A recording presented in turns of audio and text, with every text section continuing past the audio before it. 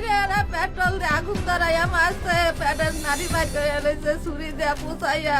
শরীয়তপুরে খোকন চন্দ্র দাস নামে একজন ঔষধ ব্যবসায়ীকে নির্মমভাবে হত্যা করা হয়েছে। ছুরিকাঘাতের পর তার শরীরে পেট্রোল ঢেলে আগুন ধরিয়ে দেয়া হয় বলে অভিযোগ রয়েছে। শনিবার সকাল ৮টায় ঢাকা মেডিকেল কলেজ হাসপাতালের বার্ন ইউনিটে মারা যান খোকন দাস। স্বজনরা জানায়, গেল বুধবার রাতে দোকান থেকে অটোরিকশায় বাড়ি ফিরছিলেন খোকন। পরিচিত লোকজনই তার উপর হামলা চালায়।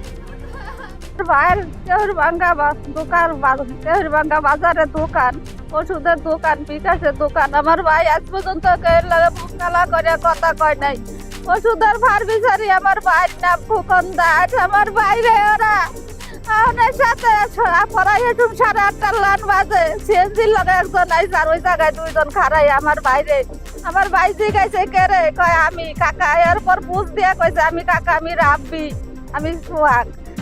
কইছে এরপর আমার বাইরে পেটে পোষ দিয়া পেট্রোল ধরাইয়া দিছে গায়ে। আমার ভাই দৌড়াইয়া গেছে আগুন লইয়া এক বাড়িতে। এরপর এরা কইছে আমারে বাঁচান।